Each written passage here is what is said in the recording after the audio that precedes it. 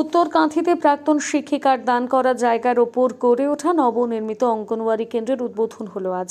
পূর্ব মেদিনীপুর জেলার উত্তর কাঁথি বিধানসভা কেন্দ্রের আর স্থায়ী ভবন পেল শিশু পড়ুয়ারা। সোমবার কাঁথি ৩ নম্বর ব্লকের লাউদা এলাকায় ওই অঙ্গনওয়াড়ি কেন্দ্রের উদ্বোধন করলেন জেলা পরিষদের সভাধিপতি উত্তম বারিক। এদিন এই উপলক্ষে আয়োজিত অনুষ্ঠানে উপস্থিত ছিলেন পঞ্চায়েত সমিতির সভাপতি বিকাশ বেজ, জেলা পরিষদ সদস্যা মিতা সাহু সহ অন্যান্য জনপ্রতিনিধিরা। ছিলেন শিক্ষিকা অনুরাধা জানা এবং তার স্বামী সোমনাথ জানা। এই অঙ্গনওয়াড়ি কেন্দ্রের ভবন তৈরির জন্য 12 লক্ষ টাকা দিয়েছে সংশ্লিষ্ট দপ্তর। সেই টাকায় ভবন নির্মাণের কাজ শুরু হয়। নতুন অঙ্গনওয়াড়ি কেন্দ্র তৈরি হওয়ায় এলাকার বাসিন্দাদের মধ্যে খুশির হাওয়া ছড়িয়ে পড়েছে। উল্লেখ্য, দহলাউদা বড়দা সুন্দরী গার্লস হাই স্কুলের প্রাক্তন টিচার ইনচার্জ এবং লাউদা এলাকার বাসিন্দা অনুরাধা দেবী কয়েক বছর আগে অঙ্গনওয়াড়ি কেন্দ্রের জন্য 5 ডেসিমেল জায়গা দান করেছিলেন। পরবর্তীকালে সেই জায়গার উপর অঙ্গনওয়াড়ি কেন্দ্রের নতুন ভবন নির্মাণের কাজ শুরু করেন।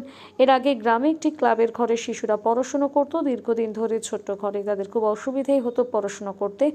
স্থানীয় পঞ্চায়েত সদস্য সৌমেন জানা এই বিষয়ে কি বলেছেন আপনাদের সামনে তুলে ধরছি।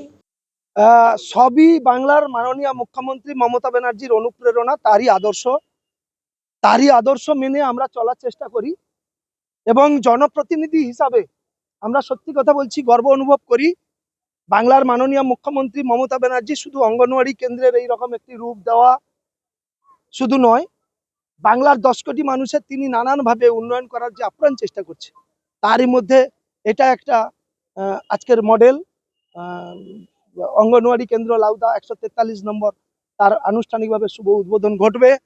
এবং নিশ্চিতভাবে আমি বলবো যে আগামী দিনে আমরা আজকে দেখতে পাচ্ছেন যে প্রবীণদেরকে সম্বর্ধনা, এই প্রতিষ্ঠানের সঙ্গে প্রবীণদেরকে সম্বর্ধনা এবং এত অতিথি এত সম্মানিত করা, এই যে আয়োজন, সেটা কিন্তু আমাদের শিক্ষা মমতা ব্যানার্জির কাছ থেকে নেওয়া।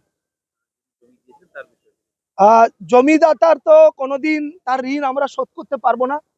আমি আমার কাঁথি 3 নম্বর ব্লকের এইটুকু অন্ততপক্ষে, বিশেষ করে 13 সাল থেকে আমি সভাপতি থাকার সুবাদে আমার মনে হয় 75% ডোনার, মানে আমার সঙ্গে পরিচিত এবং আমি সেই পরিবেশ তৈরি করে আমাদের বাংলার মুখ্যমন্ত্রী মমতা ব্যানার্জির অনুপ্রেরণায় করতে পেরেছি। এবং যিনি ভূমি দান করেছেন তেনার সুস্থতা কামনা করব এবং আজকের তিনি আরো বার্তা দিক সমাজকে, যে প্রতিষ্ঠান যতদিন থাকবে ভূমিদাতা আমি মনে করি মরেও অমর থাকে। কারণ আমি প্রত্যেকটি প্রতিষ্ঠানে বলে এসেছি, ভূমিদাতাকে অবমাননা করা যাবে না, ভূমিদাতাকে সম্মানিত করতে হবে। প্রতিষ্ঠান যতদিন থাকবে, একটা ছোট্ট অনুষ্ঠান হলেও আমাদের প্রতিষ্ঠাতা যেন সামনের সারির চেয়ারে তার পরিবারের মানুষজন জায়গা পায়, সেই পরিবেশ ধরে রাখতে হবে।